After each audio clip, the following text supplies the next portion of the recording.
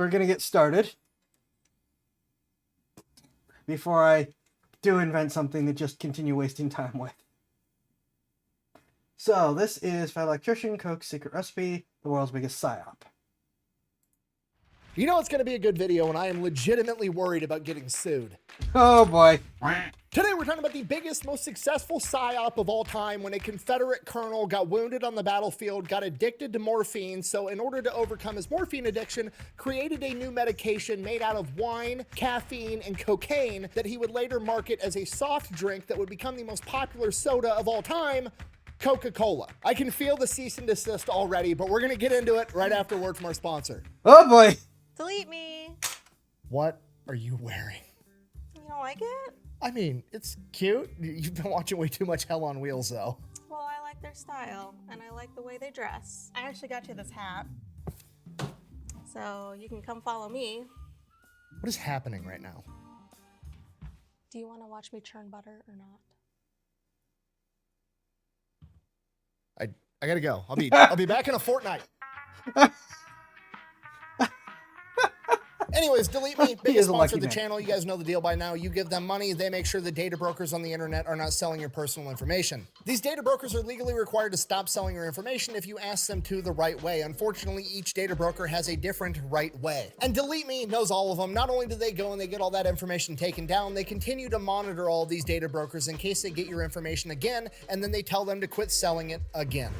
Buh! You can actually do all that yourself. Buh! I mean, yeah, you could. You could also wire your own house and grow your own food, but at some point it becomes more cost and time effective to just let the professionals do their job, and plus, they'll probably do a better job to begin with. I mean, here's the results they got for me. They reviewed over 18,000 listings from over 180 different data brokers and gotten over 3,000 listings I don't use this one, but every I do single use month. And to be honest, I have absolutely no idea how long that would have taken me to do it if I decided to do it myself, but I'm 100% sure I would rather just pay Delete Me like $6 a month to do it for me. So if you're like me and you wanted to give Delete Me a try, I'm gonna have a link and a discount code down below. Let's get back to the video. All right, our story begins with John Pemberton, a man that received his medical degree at the age of 19 years old, who would later go on to be a colonel in the Civil War and receive a saber wound at the Battle of Columbus and subsequently get addicted to morphine. Being a doctor, John realized that being addicted to morphine was not ideal, so he needed to find an alternative, and the one thing he found that worked was a cola wine called Vin Mariani. Now, coca wine at this point in time was a pretty popular product. It was exactly what it sounds like. It was wine mixed with coca leaves, and coca leaves is what you derive cocaine from. I know what you're wondering. How much party powder are we putting inside of this wine? Great question. Well, Vin Mariani, for example, was approximately 7.2 milligrams of cocaine per fluid ounce, and a bottle was about 25 ounces for about a total of 180 milligrams of Colombian nose torque. Why don't you explain this to me like I'm 5? Again, milligrams not super helpful in trying to figure out how much yayo they're actually putting inside the wine, so I'll put it to you this way. The devil's dandruff is not just an illegal street drug, it is a medication that is used in the medical industry for certain medical procedures, and according to the standards of those procedures, the maximum dose that you should give someone is approximately 160 milligrams. And according to Google, the average recreational dose is approximately 30 to 70 milligrams, so it's safe to say they're putting a lot of Peruvian marching powder inside of the wine. And this apparently helped John Pemberton with his morphine addiction for obvious reasons. So you may want to ask your doctor about a little bump. So after a while, John is like, you know what? I should make my own version of this. I should make an even better version. You know what this needs? It needs caffeine in it as well. I will not make garbage. We will produce a chemically pure and stable product that performs as advertised. So he essentially makes a knockoff of Vin Mariani's coca wine and then adds cola nuts to get caffeine in there as well. And his recipe has about 40 milligrams of caffeine and about 9 milligrams of nose beer. Coca leaves, coca, cola nuts, cola, this is where we get Coca-Cola from. So he brings This is getting really scary really fast. In 1866, and within a matter of months, the county that he resides in, Fulton County out of Atlanta, passes a temperance legislation that they are going to ban alcohol, so he can no longer have wine inside of Coca-Cola, so he has to switch over and changes it to carbonated water. The problem is, taking the wine out and adding carbonated water makes the entire thing taste like crap, and nobody's gonna want to drink it, so he adds a shit ton of sugar. Sugar. More. So he takes that to market, starts selling that as an over-the-counter medication to treat general exhaustion and headaches, because apparently it's hard to have a headache when you can't feel your face. So he sells that for a couple of years, and then he is diagnosed with an aggressive form of stomach cancer that rapidly brings about the end of his life. But right before his passing, he determines that his son does not want to take over the family business, so he sells it. I wonder what caused the stomach cancer. I wonder what could possibly have caused the stomach cancer. To a local Atlanta pharmacist by the name of Asa Chandler for approximately $300, which is about 10 grand today. Damn good deal. Now, when Asa takes over the company, they are not making a lot of money. They're not selling a whole lot. That's why it was sold for such a low price. But he gets to marketing right away. He uses his pharmacy. He reaches out to all of his pharmacist buddies, gets the names and addresses of every single person that's getting any type of medication, and just starts sending them coupons for a free sample of Coca-Cola. And he does this in the hope that it would bring about a new wave of lifelong customers to Coca-Cola, and it was definitely him operating on blind hope and faith, not him being a pharmacist knowing for a fact that he was giving out coupons for free caffeine and cocaine-laced sugar water. So obviously that went great, got a whole new wave of customers, at which point he realizes, you know what, I'm gonna quit marketing this as an over-the-counter medication, and I'm gonna start marketing it as like a daily soft drink that anybody can drink just whenever they want as a refreshment. You know, a little pick-me-up. A little bump. Now, to be fair, this is not unique. There's like 50 other products on the shelf at this point in time, all basically the same exact thing. The difference is Asa Chandler decides that he's going to take a bunch of his profits and he's going to use that in marketing. There's banners, billboards, magazine ads, they're all over the place. And then since he's now a soft drink and not a medication, he doesn't actually have to market all the ingredients in his product, and he just kind of like conglomerates all of the secret recipe and labels This makes me more and more happy to be a Pepsi drinker. it as Merchandise 7X, and it becomes Coca-Cola's secret recipe, which also helps with marketing because you get to say, I have a secret recipe and nobody else is like us. Everybody wants our secret recipe. The most important ingredient of all, 4 heaping pounds of freshly ground.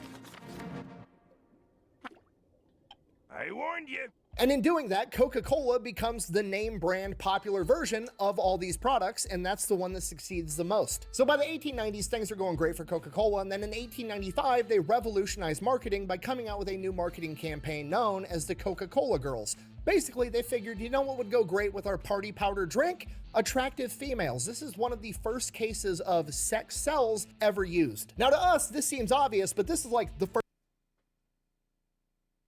On this scale, I could tell you as a history buff, that was used for a couple thousand years. Let's go back to ancient Greece for a little bit. The ancient Romans. This is, I guess, the first industrial scale use of or an early industrial scale use of sex cells. But trust me, we've been doing it for a really, really long time. first time this has ever happened. So at the time, this was like a stroke of genius that would go on to become one of the standards of marketing for the rest of forever. And from here, they just keep going. They just keep putting more and more of their profits back into marketing. When radio becomes popular, they've got ads all over the radio. When TV becomes popular, they've got ads all over the TV. They start working with actors and famous athletes. Coca-Cola is absolutely everywhere. But then they experience kind of a setback because by the early 1900s, the United States government is really cracking down on, I'm running out of euphemisms for cocaine. Nose candy. They're really cracking down on nose candy. And this, in large part, is kind of fueled by racism. There's literally a New York Times article that I'm not even going to read the title of that goes on to claim that when a black man takes cocaine, he becomes impervious to bullets. I'm not joking. Here's the article. So now Coca-Cola's got to take the booger sugar.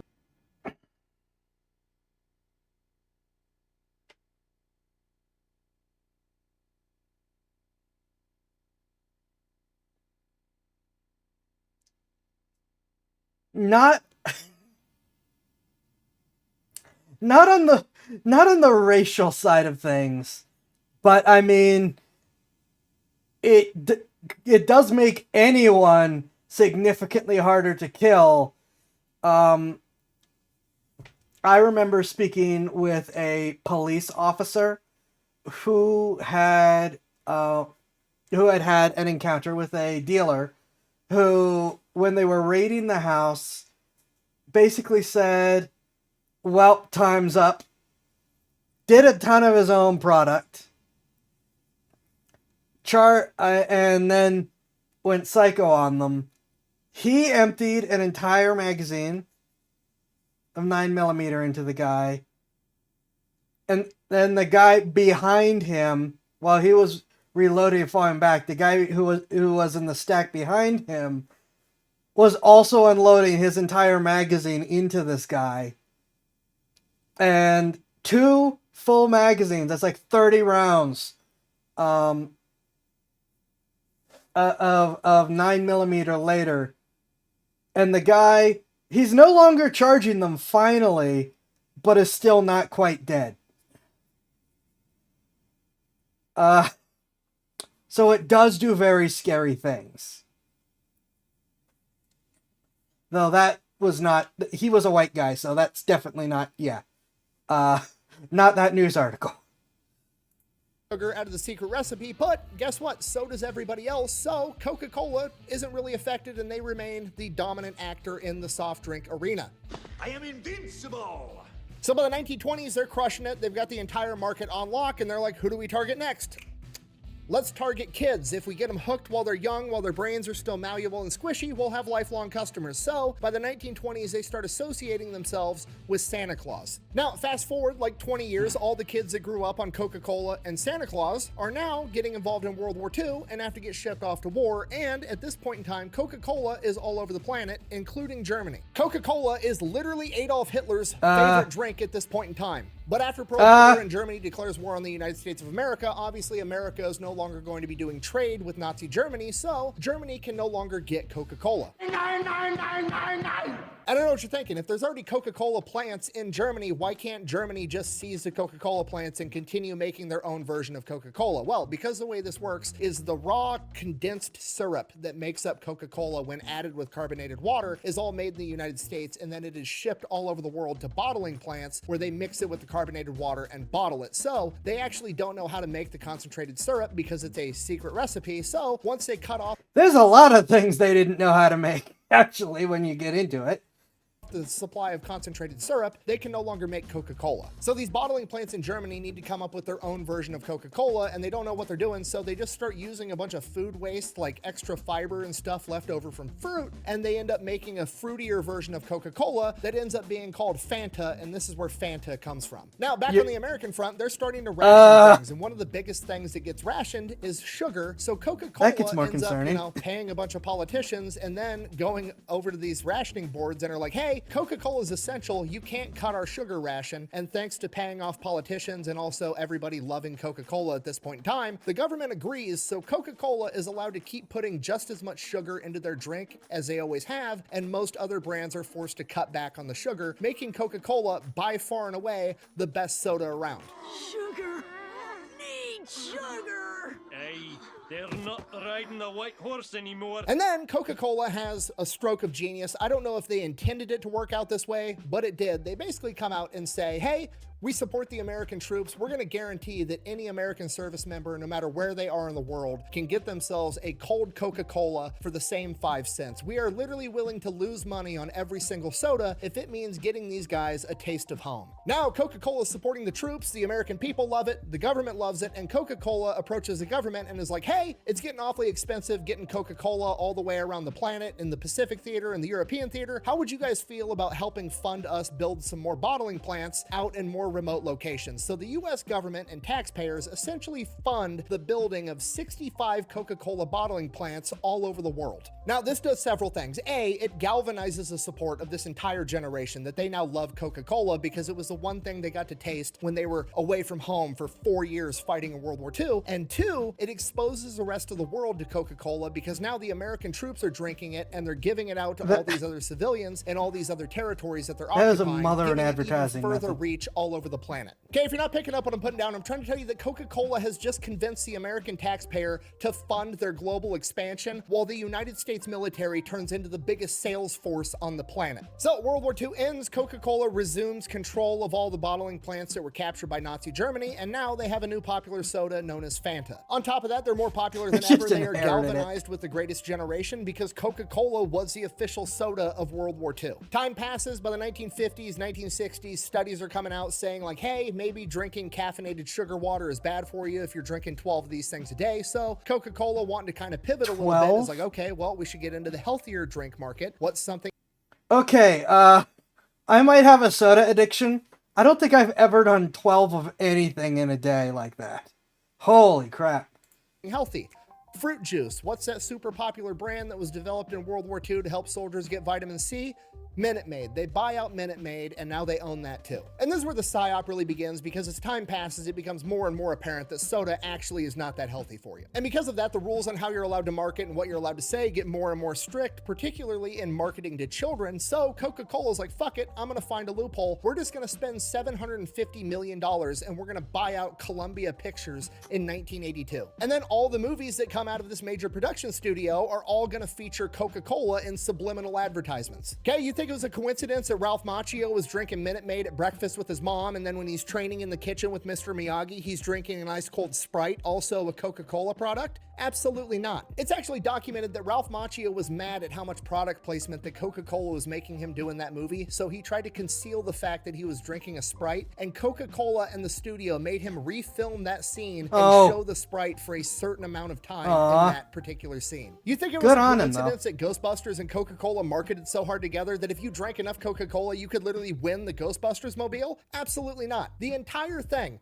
all of the movies that came out in the 1980s out of Columbia Pictures was one giant psyop to get you to drink Coca-Cola. It was so well known in Hollywood that Clint Eastwood refused to have any Coca-Cola products in any of his movies because he was mad that they cast Ralph Macchio as the Karate Kid and not his son.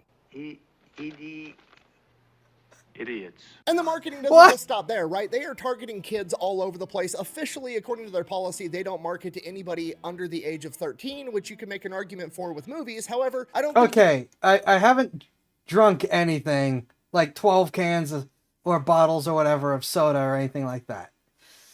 The Starian's thieving rules, closer to 80 a day. If I'm trying to steal something. Oh my gosh. The Starian can't steal anything to save his life. You can really make an argument for that when you're putting your branding on a bunch of toys all over the toy section, right? They're on trucks, they're on Barbie dolls, they've got game cell phone apps, they're sponsoring kids sports teams, they're all over amusement parks, they're absolutely everywhere. This psyop is so effective, it literally changed the global perception of polar bears, okay? Polar bears are not friendly, cuddly animals that run around the Arctic chugging Coca-Cola. Polar bears are one of the most dangerous apex predators on the planet and one of the only animals known to actively hunt people. Buh! You're exaggerating, it's not that big of a deal. Buh! No, I'm not, and I can prove it, okay? Because by the 1980s, Coca-Cola and Pepsi were like at the pinnacle of their competition. They had just had their race to the bottom to see who could offer the product the absolute cheapest, and then a lot of people think they engaged in price fixing because they had a meeting behind closed doors, allegedly, and after that meeting, they both decided to take their products back to the normal price and just compete with normal marketing tactics. And what Pepsi did is they had the brilliant idea that they were just gonna compete on taste. What they did is they had a bunch of blind taste tests studies, and those studies showed that when you didn't know what the branding was, more people preferred Pepsi than any other flavor. Coca-Cola immediately fired back saying that's not true, that's a lie. They then conducted their own blind taste test studies, and holy shit, that wasn't a lie. People actually do prefer the taste of Pepsi. So Coca-Cola went ahead and developed a new flavor that outcompeted the original Coca-Cola. I did not know that. Pepsi That's funny. in the blind taste test trials, and then they launched the new Coke. And when Coca-Cola discontinued the original Coke and had their new flavor of Coke come out that was supposed to be better in every single way, people were absolutely fucking pissed. The psyop was so effective over generations that it had convinced people that Coca-Cola... Credit to them for at least admitting it and saying, oh, we gotta do something. wasn't just a product that so effective over generations that it had convinced people that Coca-Cola wasn't just a product that could be improved upon. No, Coca-Cola was Coca-Cola. It was a fixture in the American community. It was literally like a family relative and you can't mess with it, okay? It would be like if a scientist was like, hey, you know your cousin Jimmy? Great news. I've invented a new Jimmy that's better in every way. And you're like, that's great, but where the fuck is Jimmy? That motherfucker's not Jimmy. I am telling you right now, that motherfucker back there is not real. So Coca-Cola just takes an I absolute beating in the remember that. marketplace, okay? People are furious He that was they've crazy. changed Coca-Cola. So eventually they revert back, and it's a huge PR thing. Like, they finally brought Coca-Cola back, and their sales absolutely skyrocket. Which almost makes you wonder if the entire thing was planned, and if it was, it That would be the I knew greatest about. marketing That I always ploy figured of it all was. time. But we can't prove that. But what it does prove is that Coca-Cola's marketing psyop over the course of generations was so outrageously effective that they could literally give the customer a better product in every way for the exact same price. And not only would the customers still prefer the original Coca-Cola, they would demand it. And you can see it again with the secret recipe. The secret recipe is not secret. It's literally on Wikipedia. Yet Coca-Cola still has this like fancy ass vault with a palm scanner and an eye reader and like smoke and red lights and mist showing off where they hide the secret recipe. Everybody knows what the secret recipe is. All you got to do is Google it. It's right there for the taking, but nobody cares because it's still Coca-Cola. You could literally open up your own soda shop today with the exact same product as Coca-Cola, and guess what? Nobody's going to drink your shit because you're not Coca-Cola. You're not Cousin Jimmy. You're not a member of the family. You haven't been psyoped into existence for the last 4 generations. Also, that's not true. You can't just recreate Coca-Cola because Coca-Cola has an exclusive deal with the Stefan Company, which is the only company allowed by the DEA to import coca leaves and de-cocainify them. So you wouldn't be allowed to get de-cocained coca leaves to put in your drink anyways. But my point still stands. Even if we lived in magical fairy tale land where you could get the coca leaves and you could somehow make the exact same product and somehow magically sell it for the exact same price despite Coca-Cola's overwhelming manufacturing and distribution capabilities, you would still fail outrageously for no reason other than the fact you're not Coca-Cola, because they have the greatest psyop of all time on their side, and they will always win because of it. And we know this because there's been multiple times throughout history, the 50s, the 60s, the 70s, there's always somebody coming forward saying, we found Coke's secret recipe in some old document that we found in an auction house and blah, blah, blah, blah, blah. And every single time Coca-Cola just comes out and says, that's not the secret recipe. Nuh-uh. Is it the recipe that makes up Coca-Cola? Yeah, it absolutely is. But it's not the secret recipe because the secret recipe is not the chemicals and the oils and the coca leaves that Coca-Cola puts inside of their drink. The secret recipe is the marketing itself. The marketing that has gone on for generations and was so outrageously effective that it went from marketing into a psychological operation. That is the secret recipe of Coca-Cola, not the ingredients I inside believe of it. And you want to know who knows this? Pepsi knows this because there was a disgruntled Coca-Cola employee that got a hold of executives over at Pepsi and offered to sell them Coca-Cola's secret recipe, but Pepsi realizes about that this it's one. not what makes up Coca-Cola. It's Coca-Cola's marketing and psyop itself that is the secret recipe. So instead of trying to buy the ingredient list that goes into Coke, they turn that motherfucker over to the FBI. Yeah, I knew about that. So yeah, in conclusion, Coca-Cola has the most successful marketing of all time. I don't know where the line is that separates marketing and psychological operation, but I feel fairly certain in saying Coca-Cola passed it a while ago. Coca-Cola's marketing is so good, they literally took a Confederate colonel's recipe for his medication to help him overcome his morphine addiction and turned it into the most recognizable beverage and one of the most recognizable brands, period, on the planet. Branding that was so He's not gonna talk successful about that the it Soviet stuff? transcended being a product and it became its own entity, meaning that if you were to actually try to change it, you would be fundamentally changing what that product itself was. And in that, there's never been a better demonstration of how overwhelmingly effective just marketing can be. Marketing can be so effective that it is the secret recipe. Thank you for watching. Best way to support the channel is go buy some merch over at thefatelectrician.com. Quack bang out. He is not going to talk about the Soviet stuff. All right, time to start the stopwatch and see how long it takes for me to get a cease and desist. Huh. So the Soviet stuff is Soviet Union wanted Coca-Cola, but didn't have the money to pay for it.